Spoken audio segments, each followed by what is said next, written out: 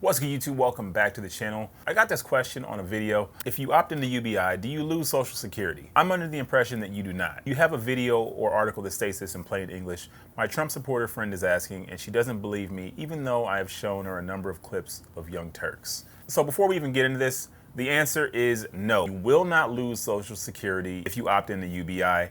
You can get both of them. They do stack on top of each other. But I wanted to do a more elaborate video because you mentioned you were trying to find articles or video where Yang specifically states this. I think the issue that you're having is that Yang actually changed his stance on this. Early on in Yang's campaign, it was clear that he was just trying to really get the idea of UBI out. So he wasn't specifically talking about the specific. Plus, he's also speaking politically, so it was very difficult for me to find a clip of him specifically stating that if you chose UBI, you would have to forego Social Security. But I did find this clip from Fox News where he basically doesn't deny UBI is only for people up to the age of 64, insinuating that after that you would be able to earn Social Security. Candidate Andrew, welcome to the program. Well, thank you for having me. It's a pleasure. Now, wait a minute. 18 to 64. Everybody gets $1,000 a month from the Treasury. Later, Andrew Yang was actually doing this interview with the Wall Street Journal. He was specifically asked on his stance on Social Security and UBI and whether or not they would stack.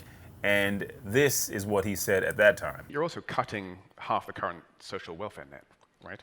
Oh, I'm not cutting anything, but what I'm saying is that you have this freedom dividend, and it's universal, and it's opt-in. And if you opt in, then you agree to forego certain existing welfare benefits. So if it's going to make you worse off, then you're completely untouched. But if you decide that $1,000 in cash is superior to what you're receiving now, then you would choose it. And this would reduce enrollments in existing programs, because when I talk to people who are currently on various welfare programs, many of them would prefer $1,000 in cash with no monitoring, no administration.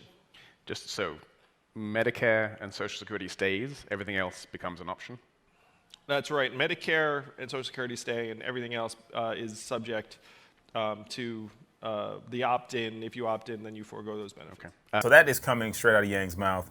Social Security and Medicare are protected. And then again, we have him tweeting out on May 29th, the freedom dividend is intended as a supplement to Social Security. Social Security is a forced annuity. The freedom dividend is on top of it. There's no reason elderly Americans should be struggling with day-to-day expenses in the richest country on earth. So I wanted to go ahead and put this all in one nice package. So if you have anybody who has any questions, we can go ahead and send this out so they have confirmation to show that yes, you are going to be able to receive both Social Security and Medicare, as well as the $1,000 a month of UBI. And I wanted to go ahead and actually show you guys this particular clip because I think what initially happened with Yang, he entered the campaign basically on this idea that Social Security, it's a pretty widely accepted position that Social Security is underfunded. It's going to be diminished within like 20 years or so. It seems that Yang's position from the beginning was he's going to be able to resolve this. Therefore, Social Security will be fully funded, so there really won't be any need to stack UBI on top of Social Security. So I'm going to go ahead and show you guys this clip because if you have questions about Social Security, this is probably relevant, just so you can kind of see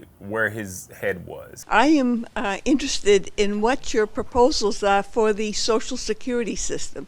It has been predicted to be minus 25% in 2035, and if some changes are made now, maybe the crisis could be averted, and listening to your ideas would be very interesting.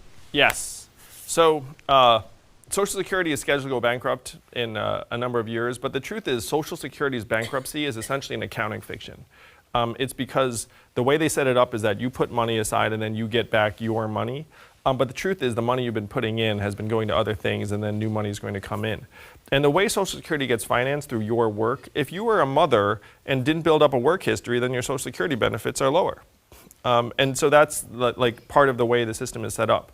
So I would dramatically strengthen and revamp the Social Security system. You would have no fear of it going bankrupt ever again, because we have to decide what kind of country we're going to be. We all know millions of Americans don't have adequate retirement savings, and we are now heading into an era where we're going to see elderly Americans working at convenience stores until the day they die and dying on the streets, or we're going to get our acts together and say we're a moral country, and if you are a citizen of this country and you're past a certain age, you should be getting enough so you can live in a dignified and quality retirement.